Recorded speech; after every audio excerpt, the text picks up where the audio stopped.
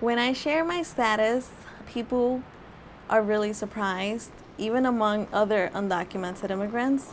When I tell, for example, coworkers who are undocumented as well, oh, I came when I was 5 months old, they're in shock because I speak English well, or because I went to college, and so forth. And they're just in disbelief. And so, of course, I try to explain to them, well, I came when I was 5 months old. And they're like, oh, you were practically born here. Practically, but that makes a huge difference. Those 5 months make all the difference in my life.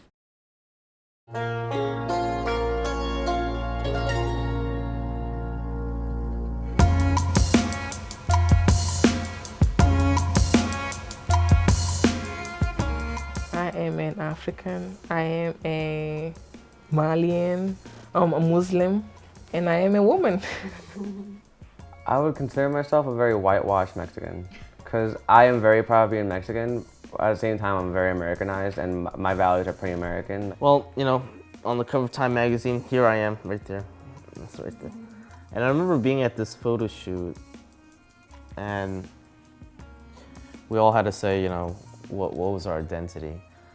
And some of us said, oh, I'm South Korean. And I remember just thinking, I'm an undocumented American. And this cover says that this cover does say that. We are Americans. Sometimes I consider myself American, but because the country keeps denying me of that right, fully, completely, I am back to not being from here, not being fully Mexican because I'm not there. I don't share a lot of the, things that I'm missing out in back home. So I guess that sometimes I just feel like I'm in that gray area of not knowing what to call myself, but just knowing that I feel that I belong here.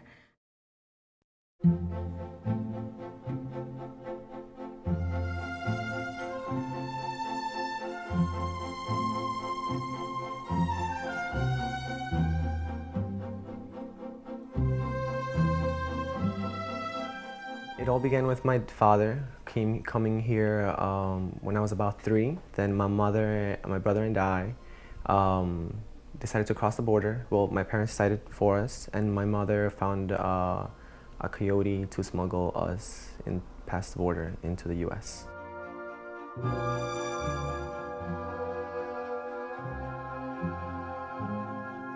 To me, it was an adventure. Walking through, we crossed to Tijuana.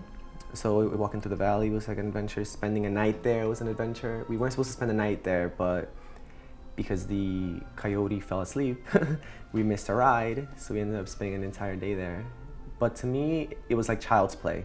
Now I look back and I was like, it must have been terribly alarming and like nerve-wracking for my mom to be there with her 2 kids and then some strange man and not know what was going on. When my mother, my sister, and I crossed, we were in a car.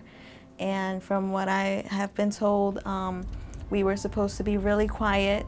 Unfortunately, I did not stop crying, but we made it. And so from California or so, we were then transported to New York and reunited with my father. For some reason, my entire family decided to move to New York. I never really understood why so far and so cold.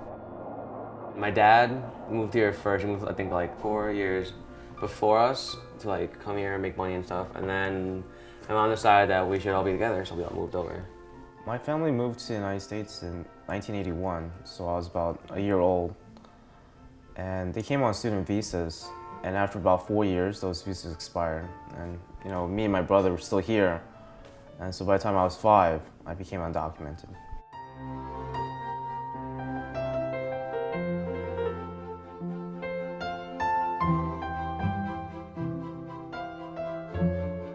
It wasn't until I reached high school or so that I realized that my status was going to hinder me from reaching my goals and my future, pretty much, because I wanted to go to college, and because of my immigration status, I was not able to pursue those things like the rest of my peers.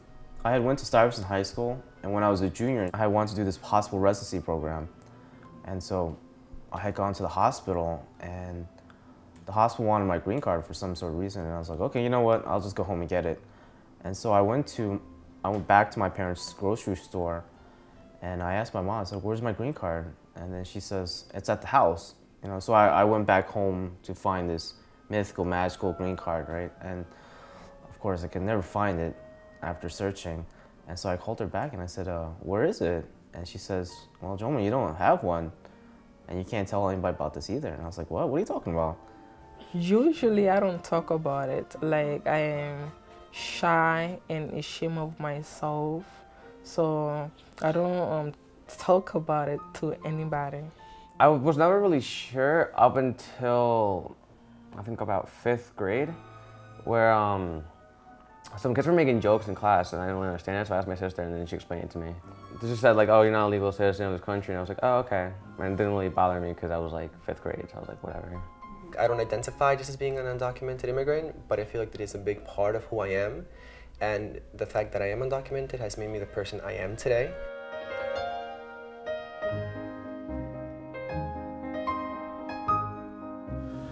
There's no profile. There's not like one category of people who like are undocumented students. Like there's just so many of us that you would be surprised. And I don't think people would say I was undocumented just because I was sitting next to them. Like someone sharing my story sometimes I would get, well, you don't look undocumented. Being undocumented is like being in this invisible prison and you're stuck there behind these invisible bars. And then you see what your friends and peers do and you want to be a part of that, but you're not. I think you're always reminded that you can't vote and you can't drive. The fear of deportation is really scary because like they could just kick me out and my whole life just changed. I have to say the first time I ever went to look for a job and I walked into this deli and he was like, so do you have working papers? And I was like, oh, well, no, because and I explained everything. He was like, oh, I can give you the job. And it had to be like not getting a job like solely because of that reason. It had to be one of the most discouraging things. Like I just went straight home after that. It's hard enough being the first person in your family going to college, but it makes it 20 times harder when you're the first one and you're undocumented and there's literally nobody to tell you left from right or up and down or what's the process that you're supposed to do as far as college goes. For a very long time in my life, I was really scared to tell other people about my status as an undocumented immigrant. But later on, I realized that by being open, you feel empowered and you get to share knowledge to other people because a lot of misconceptions are out there. There's a lot of undocumented students in high schools, and quite frankly, according to statistics, 65,000 immigrants without documents like myself graduate every year. 65,000. I believe the biggest misconception is that we don't pay taxes. We're here to mooch off the system and we don't contribute at all. And there's so many of us that pay taxes, income taxes, state taxes. You know, we have an ITIN number, individual tax ID number, which allows us, even if we don't have social security numbers, to pay taxes to the federal government.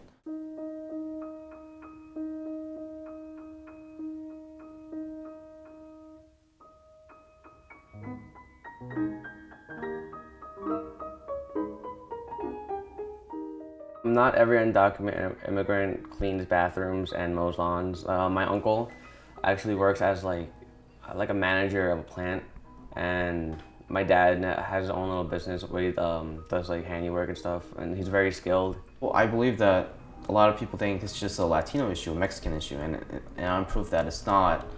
And so when you have all these people who are from Asia, from Europe, and from Africa as well, it's a global issue that affects all of us. I get a kick out of hearing the reactions that people tell me, because they usually go, oh, where are you from?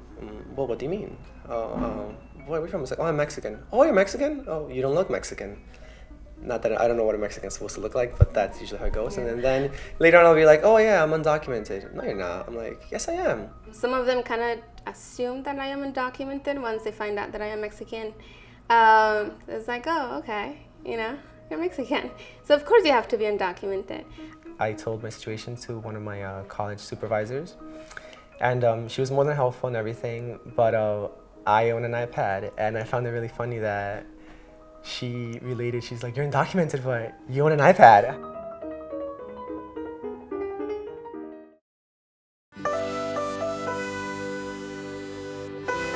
I think that as Teachers and guidance counselors, they should always have high standards for all students, regardless of their immigration status.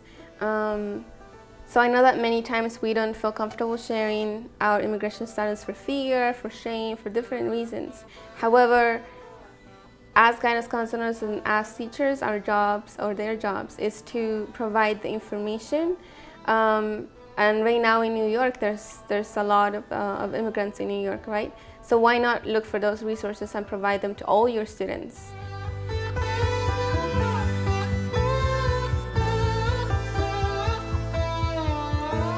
Everyone should have access to education, and here in New York, we also have the chance to have access to that education.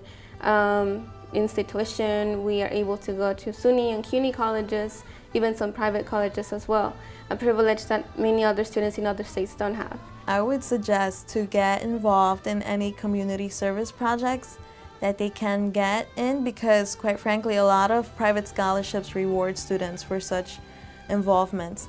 One of the biggest things that I've kind of seen, I think was kind of noticeable, is the Drop the I Word campaign. And sometimes I think how we use words, illegal versus undocumented, it can and does have a negative effect. You say, you're illegal, all these illegal immigrants should get out of here. And why are they here? And I think just be careful and noticing how they use these words and in the context they do it as well. There's different support systems. One obviously is my family, who's been there supporting me throughout the decisions that I've made. Other, it's the group that I'm involved with. The name is the New York State Youth Leadership Council. So it's an undocumented youth-led organization. When I found out about them, I had graduated from high school, so I was kind of lost. I didn't know where to go. And I ended up meeting many of the members at the time, and they were also undocumented like I am. Don't waste the opportunity you have, because your parents sacrificed a lot. Like my parents sacrificed a lot to come here. And if you just drop out of high school or do bad in high school, you're just wasting like a giant opportunity that you wouldn't have had back in your other country.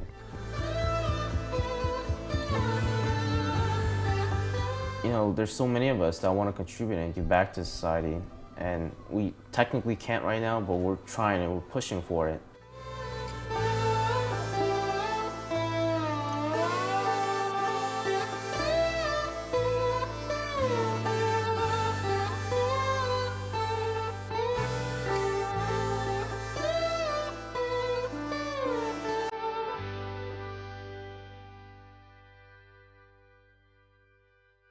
Here in New York, under this program, we can also receive driver's license, which is great news. But at the end of the road, there is still one problem. We are still undocumented. We still don't have a legal status. And so the ultimate solution for this dilemma would be the DREAM Act.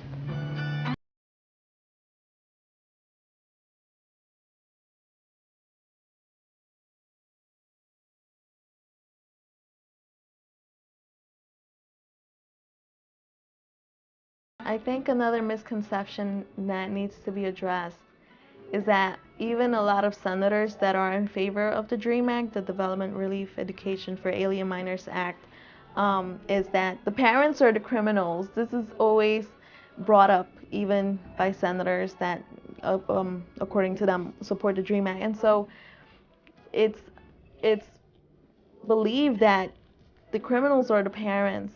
But as I've always defended my parents, saying my parents are not criminals because survival is not a crime.